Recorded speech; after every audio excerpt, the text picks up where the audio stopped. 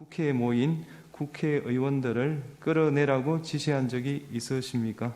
없습니다. 네. 군인들이 본청사에 진입을 했는데 직원들이 좀 저항을 하니까 스스로 이렇게 나오지 않습니까? 얼마든지 더 들어갈 수 있는데도 저게 이 점을 좀 체포 구금 지시하지 않았다. 곽종훈한테. 그리고 황당한 가짜 뉴스다. 그렇게 어제 그 헌재 과정에서 이야기가 나왔습니다. 우선 제가 지금까지 계속 대통령께서 얘기하신 그 두 번째 발언에 관련된 것은 분명하게 제가 사실이라고 다시 한 번 더 말씀을 드리고, 그러면 다시 한번 물을게요. 어쨌든 본인이 대통령으로부터 직접 쪽지를 받은 것은 맞다. 맞습니다. 제가 본회의에서 그렇게 답변했습니다. 아마 제가 앉자마자 건넸기 때문에 못 받거나 기억을 못 하실 분들도 많으시리라고 생각합니다. 사실 지금 대통령이 결국 모든 것은 자기가 하지 않았고 부인하고 남 탓을 하고 있는 상황이다라고 한다면, 특히 이 쪽지만 보더라도 그럼 자신은 준 적도 없고 이거는 국방부 장관이 작성했는지 안 했는지 확인이 안 됐다 이렇게 얘기를 한다면, 그 얘기가 맞다면 김영현 전 장관이 스스로 이런 비상입법기구라는 엄청난 쪽지를 본인이 작성해서 본인이 대통령도 모르게 국무위원에게 전달했다라는 이야기가 되는 것인데, 사실상 그게 합리적으로 받아들일 수가 없거든요. 그러면 장관 입장에서도 또는 이 계엄 당시의 관련자들 입장에서도 대통령이 본인들에게 책임을 다 미루고 뒤로 빠지려고 하는 것 아니냐라고 생각할 수밖에 없는 것이고, 물론 지금 전후 상황으로 봤을 때에는 윤 대통령이 그런 부분에 대해서 종합적으로 어떻게 보면 실무자들한테 지시했을 가능성도 배제할 수는 없습니다. 그리고 그러한 서류가 자체가 당시에 국무회의 상에 올라갔다는 점은 결국 그러한 어떤 총론적인 지시에 따라서 어떤 실무자들이 강론적인 어떤 액션 플랜을 만들어서 담당 그 국무위원들에게 줬을 가능성 충분히 저도 있다고 봅니다. 하지만 아직까지 그 사실이 완전히 확정된 사실은 아닌 것이죠. 그렇죠. 그렇기 때문에 합참 전투 통제실로 갔습니다. 그 이후 22시 20분부터 윤석열 대통령의 대국민 담화문까지 진행 동안 11시 10분까지 계속해서 합참 전투 통제실에 김영현 장관이 있었죠? 예, 그렇습니다. 네, 김영현 국방장관은 정군 주요 지휘관 회의를 진행하고 있었습니다. 즉, 김영현은 그때 대통령실 국무위원 대기실에 있지 않았습니다. 따라서 최상목이 대통령으로부터 바로 받았다는 것이 확실하다. 네, 박선원 의원의 얘기인 거죠. 지금 얘기에 따르면 이런 겁니다. 볼까요? 지금 이 12월 3일 밤 10시 23분에 비상계엄 선포가 있었죠. 그런데 여기서부터 3분 전에 김용현 전 장관은 어디에 있었느냐? 합참에 있었다라는 겁니다. 왜? 안찬명 이 합참 작전부장이 합참의 그 엘리베이터에서 김 전 장관을 만났다는 거예요. 이거 만나고 엘리베이터 타고 나간 거 아니야? 싶을 수 있는데 그게 아니고, 김 전 장관이 합참에 머물렀던 시간 밤 11시 10분까지 계속 통제실에 머물렀었다라는 겁니다. 라고 이제 이 박선원 의원이 지금 얘기한 내용을 토대로 지금 얘기를 하고 있는 겁니다. 그렇다고 한다면 김 전 장관은 그 자리에 없었다는 건데, 이렇게 중요한 내용의 쪽지, 비상입법기구를 창설한다는 이런 취지가 담긴 이런 쪽지를 사실 김용현 전 직접 쪽지를 작성한 사람도 아니고 윤 대통령도 아니고 누가 쪽지를 줬느냐라는 게, 그래서 박선원 의원의 주장은, 최진영 변호사님, 윤 대통령이 준 거 아니에요? 라고 지금 질문을 하고 있는 거거든요. 그렇습니다.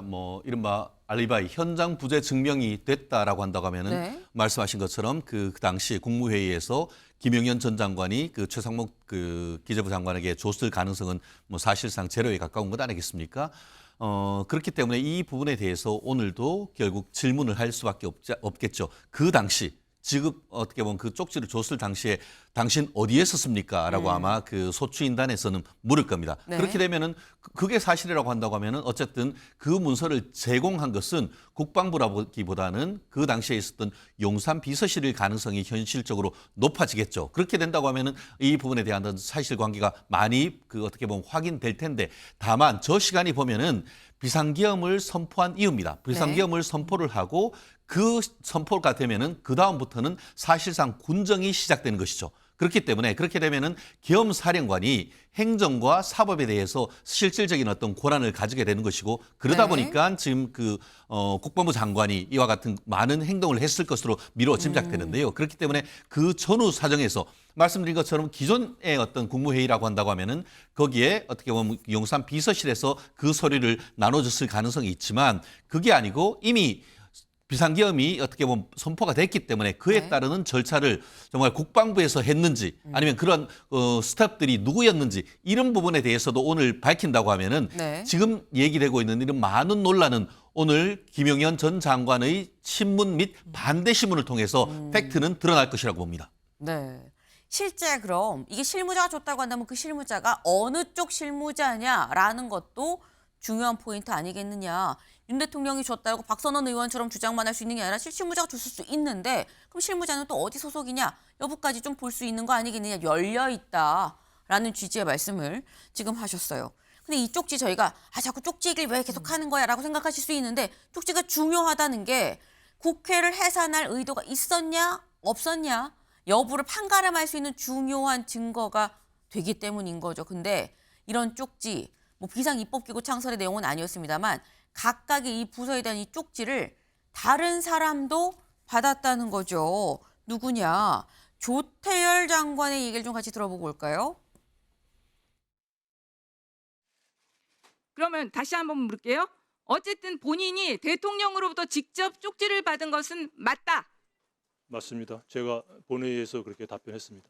뭐 아마 제가 앉자마자 건넸기 때문에 못 받거나 기억을 못 하실 분들도 많으시리라고 생각합니다. 다시 한번 한덕수 총리께 묻겠습니다. 보셨습니까? 안 보셨습니까? 그때 상황이 지금 외교부 장관 말씀하신 대로 굉장히 충격적인 상황이어서 전체적인 것들이 기억을 하기가 굉장히 어렵습니다. 5명이 옹기 종기 모여 앉아 있는 상황에서 이렇게 종이 주는 걸 못 봤다. 이거는 정말로 말도 안 되는 거죠, 상식적으로. 저 박성재 장관도 못 봤어요? 저는 보지를 못했습니다. 이상민 형사정법 148조에서 증언하지 않겠습니다. 네. 그날 그 자리에 있었던 국무위원들 다 저마다 다른 얘기를 지금 하고 있습니다. 근데 일단 조태열 장관은 맞다. 내가 앉자마자 윤 대통령이 직접 줬다라고 얘기를 하는 거죠. 근데 그렇다고 한다면 장 변호사님, 조태열 장관은 윤 대통령이 직접 주고 경제부총리는 실무자가 따로 주고 맞느냐라는 얘기가 될 수 있어요. 그렇죠. 상식적으로 생각해 본다면 조태열 외교부 장관이 이야기했던 것처럼 장관에게 직접 나눠주는 것이 좀 상식적으로 보이기는 합니다. 그런데 앞서서도 말씀드렸지만 만약에 대통령이 당시에 뭐 조태열 외교부 장관에게는 직접 주고 뭐 최상무 장관에게는 뭐 실무장을 통해 줬다라고 하더라도 네. 법적으로는 차이가 없습니다. 결국 중요한 것은 대통령의 지시 사항이었고 대통령이 승인이 있었다라고 전제를 한다면 네. 사실 직접 주든 아니면 통해서 주든 그것 자체는 법적으로는 크게 의미는 없을 것 같고 결국 중요한 것은 이 쪽지의 내용처럼 국헌 문란의 목적이 있는지 이 부분이 가장 중요한 핵심이 될 것이거든요. 근데 저는 대통령의 저런 태도가 결국엔 두 가지로 요약이 돼요. 부하 직원들, 그러니까 남 탓하는 것이던가 아니면 네. 부인하고 있거나 이 두 가지로 지금 보이거든요. 사실 이러한 태도는 앞으로 수사 단계라던가 아니면 헌법재판소의 심판 과정에서도 저는 대통령에게 굉장히 불리하게 작용할 것으로 보입니다.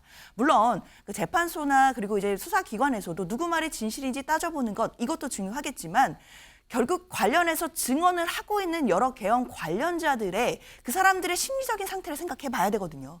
사실 지금 대통령이 결국 모든 것은 자기가 하지 않았고 부인하고 남 탓을 하고 있는 상황이다라고 한다면 특히 이 쪽지만 보더라도 그럼 자신은 준 적도 없고 이거는 뭐 국방부 장관이 작성했는지 안 했는지 뭐 확인이 안 됐다 이렇게 얘기를 한다면 네. 그 얘기가 맞다면 김용현 전 장관이 스스로 이런 비상입법기구라는 엄청난 쪽지를 본인이 작성해서 본인이 대통령도 모르게 국무위원에게 전달했다라는 이야기가 되는 것인데 사실상 그게 합리적으로 받아들일 수가 없거든요. 그러면 장관 입장에서도 또는 이 계엄 당시의 관련자들 입장에서도 대통령이 본인들에게 책임을 다 미루고 뒤로 빠지려고 하는 것 아니냐라고 생각할 수밖에 없는 것이고 이렇게 되면 저는 더 많은 진술이 쏟아져 나올 수밖에 없다고 생각합니다. 네. 지금 말씀은 이 궁극적으로 중요한 건 아까부터 거듭 강조하시는 부분이 그거예요.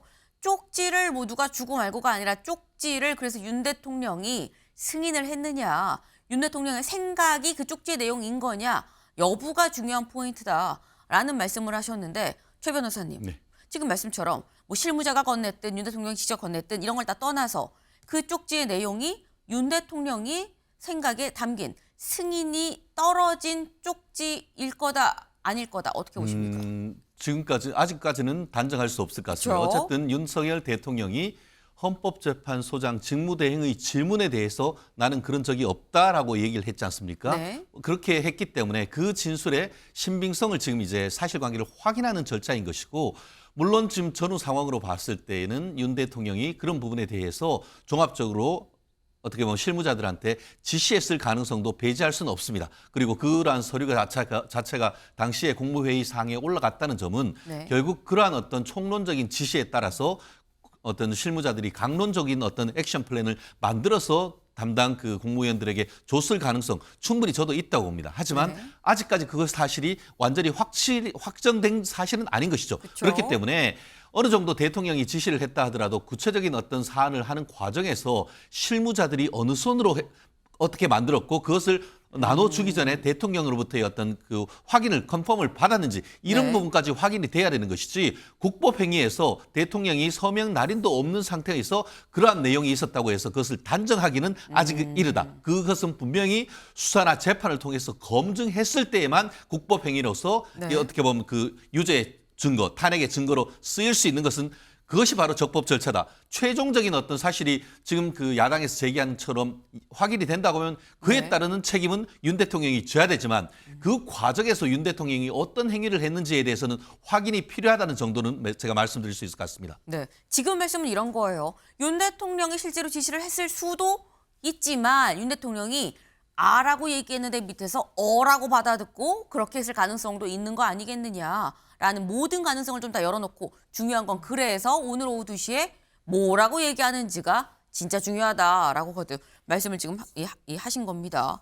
근데 관련해서 지금 저희가 쪽지 얘기를 했죠. 아니 그러면 이 지금 최상목 대행도 쪽지를 받았다 그러고 조태열 장관도 쪽지를 받았다 그러고 쪽지가 몇 개야라는 거죠. 관련 용혜인 의원 얘기를 좀 들어보고 올까요?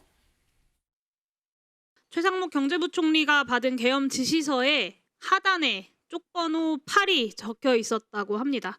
합리적으로 보면 최소 앞에 7장의 계엄 지시서가 더 있었다는 이야기입니다.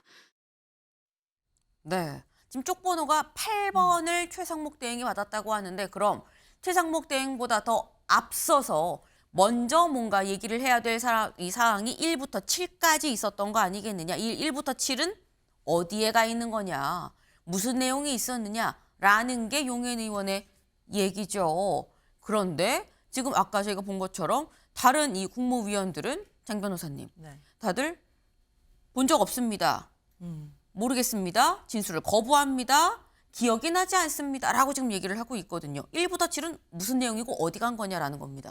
그렇죠. 지금 용혜 의원이 이야기한 부분이 굉장히 중요합니다. 그러니까 네. 최상목 대행이 받았다는 그 쪽지에 쪽번호가 8이 적혀 있었다라는 것인데 사실 그 비상계엄과 관련된 지시를 내리는 그런 서면인데 이게 그냥 막 작성하는 서면은 아닐 거 아니에요. 근데 거기에 쪽번호 8이 있었다라는 건 단순 실수거나 오기죄로 보기는 어렵습니다. 당연히 그 앞서서 1부터 7조까지 무언가가 있었다라는 것이 합리적인 추단일 것인데 이 생각을 당연히 수사기관도 할 거라고 생각이 들거든요. 그리고 이 문서 자체를 수사기관이 확보를 했다라고 알려져 있기 때문에 당연히 수사기관으로서는 그 앞단의 지시사항들이 있었는지에 대해서 수사를 펼쳐가고 있을 거라고 생각합니다. 그리고 앞서서 알려진 것처럼 뭐 조주 경찰청장이라든지 그리고 관련된 그 경찰 수장들에 대해서도 뭐 쪽지가 있었다, A4 용지 이런 얘기들도 앞서 보도된 적이 있었기 때문에 그 관련해서 함께 뭐 지시된 사항들은 있는지 또는 그 8쪽이라는 것 그 앞장에 혹시 경찰에게 나갔던 부분들이 있는 것인지 아마 이런 부분도 저는 수사기관에서 폭넓게 살펴보고 있을 거라고 생각이 들어요. 그렇기 때문에 국무위원들이 지금 조태열 외교부 장관을 빼고는 사실상 다 뭐 기억이 안 난다 부인하고 있기는 하지만 수사기관이 이게 국무위원들이 다 기억 안 난다 모른다라고 해서 수사를 할 수 없는 것은 당연히 아니고요. 지금 객관적인 자료들이 나오고 있는 것이고 물증들도 많이 확보를 했을 것이기 때문에 관련해서 우리가 알고 있는 것보다도 많은 수사가 이루어져 있을 가능성 저는 높다고 보입니다. 네. 저희가 지금 쪽지 얘기를 쭉 했습니다만 쪽지 얘기를 하는 이유가 윤 대통령이 현재 이 3차 변론에 나와서 하는 이가 나는 끌어내라고 지시한 적도 쪽지도 본 적이 없다라고 명확하게 이 부인을 했기 때문에 관련해서 진술관을 좀 맞춰보는 지금 그런 과정인 거죠. 근데 윤 대통령이 뭐라고 이 얘기를 했었느냐. 이 쪽지 말고도 나는 끌어내라고 지시한 적도 없다라고 얘기를 했었습니다. 근데 다음 기사 볼까요? 의원 끄집어내라 분명히 지시받아 곽종근, 윤회 반박. 네, 곽종근 전 사령관이 얘기한 게 또 윤 대통령과 또다시 또 상충이 되고 있다라는 거죠. 관련 목소리 들어보고 오겠습니다. 국회에 모인 국회의원들을 끌어내라고 지시한 적이 있으십니까? 없습니다. 네. 군인들이 본청사에 진입을 했는데 직원들이 좀 저항을 하니까 스스로 이렇게 나오지 않습니까? 얼마든지 더 들어갈 수 있는데도 저게 이 점을 좀 체포 구금 지시하지 않았다. 곽종훈한테. 그리고 황당한 가짜 뉴스다. 그렇게 어제 그 헌재 과정에서 이야기가 나왔습니다. 우선 제가 지금까지 계속 대통령께서 얘기하신 그 두 번째 발언에 관련된 것은 분명하게 제가 사실이라고 다시 한 번 더 말씀을 드리고, 네. 분명하게 제가 사실이라고 다시 한번 말씀을 드리고라고 곽종근 전 사령관이 또 얘기를 하고 있다라는 거죠. 이렇게 되면 최진영 변호사님 누구 말이 만든 거냐라는 거예요. 그렇습니다. 그렇기 때문에 반대 신문권이 보장이 돼야 되는 겁니다. 결국 지금 말씀드린 것처럼 지금 그 한병도 민주당 의원이 질문에 저렇게 얘기를 하고 또 네. 실질적으로 곽 전 사령관 같은 경우에는 검찰 조사 과정에서도 동일한 진술을 얘기를 했다고 합니다. 사실 저렇게 씩씩하게 얘기를 하는데 지금 헌법재판소 법정에 나와서 진술하는데 대통령이 앞에 있다고 저렇게 못할 건 아닌 것이죠. 지금 민주당 같은 경우에는 지나치게 어떻게 보면 장성에 대해서 마치 뭐 성범죄 2차 피해자인 것처럼 지금 뭐 앞에 그 대통령이 나가야 된다 아니면 가름막을 해야 된다고 하는데 오히려 그렇게 할 것이 아니고 대통령 앞에서도 당당하게 저와 같은 얘기를 하는지를 보면서 국민과 또 헌법재판관이 저 같은 진술의 신빙성이 있는지를 확인하는 절차가 필요하다라고 저는 생각을 하는데요. 네. 말씀드린 것처럼 지금 그 24명에 대해서 지금 대통령 그 변호인단이 증인으로 신청을 했는데 네. 미뤄 짐작컨대 지금 곽 전 사령관에 대해서도 그 증인 신청했을 가능성이 높습니다. 그렇기 때문에 반대 신문권만 보장되고 그럼에도 불구하고 저런 식의 동일한 진술을 하고 직접 경험하지 않았다고 하면은 진술하지 못할 전후 상황을 진술한다면은 그 사실은 사실 그대로 받아들일 가능성이 매우 높다. 더불어서 아까 얘기했던 쪽지 지금 수사기관에서도 지금 그 부분을 확보했다라고 하는데 네. 만약 지금 아시다시피 지금 헌법재판소에서 수사 기록에 대한 인증등본 송부 촉탁을 해서 사본을 그대로 헌법재판소에 가지고 와 있단 말이에요. 실제로 그 쪽지를 확보했다고 하면은 네. 오늘 법정에서 그 부분이 공개될 가능성도 저는 있다고 봅니다. 그런데 공개되면은 그것을 네. 제시하면서 이것 기억나느냐, 이거 누구한테 받았느냐 네. 얘기할 것인데 만약에 이번에도 법정에서 그것이 제시되지 않는다고 하면은 네. 그 소리가 과연 있는지 여부에 대해서도 의문이 부호가 붙을 거기 때문에 네. 말씀드린 것처럼 지금의 어떤 것을 보면은 수사 절차나 아니면은 형사 재판 절차보다는 모든 사실이 헌법재판 탄핵 절차에서 실질적인 사실관계가 드러날 가능성 굉장히 높아지는 것이 아닌가 저는 생각을 합니다. 네. 지금 사실 저희가 쪽지 그리고 뭐 끄집어내는 어떤 진술, 그러니까 각각 관련자들의 진술과 이 윤 대통령의 얘기를 좀 같이 지금 종합해서 누구 말이 맞는 거냐 이걸 지금 얘기를 하고 있는 건데 지금 그러니까 반론이 필요한 거다라고 거듭거듭 지금 말씀을 하고 계시죠. 최 변호사님.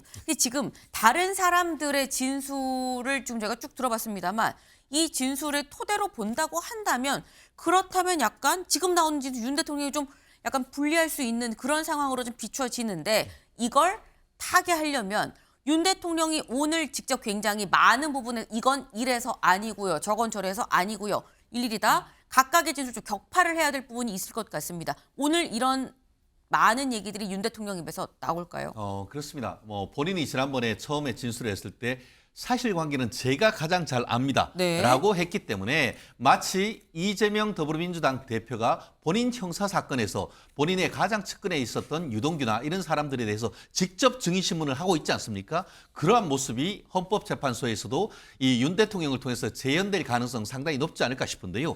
물론 그러한 것이 증인에 대해서 심리적으로 상당히 압박될 수도 있다는 것은 네. 저도 인정을 합니다. 그럼에도 불구하고 이 사건은 어떻게 보면 국민의 손으로 직접 뽑은 대통령을 탄핵하는 절차이기 때문에 네. 그 절차에서 국민들이 직접 확인을 하고 정말 대통령이 진실을 말하는지 아니면은 거짓말을 말하는지 네. 이것을 확인하는 절차는 반드시 필요하고 정말 일국의 대통령이 본인의 어떤 안위를 위해서 거짓말하는 것이 드러난다고 하면은 대통령 또한 그에 대한 책임을 져야 될 것입니다. 하지만 대통령이 그렇게 정말 그 헌법재판소 법정에서도 나는 무고하다라는 진술이 증인을 통해서 확보된다고 하면은 네. 그것은 거꾸로 역풍이 불 가능성도 여전히 남아 있다고 봅니다. 네.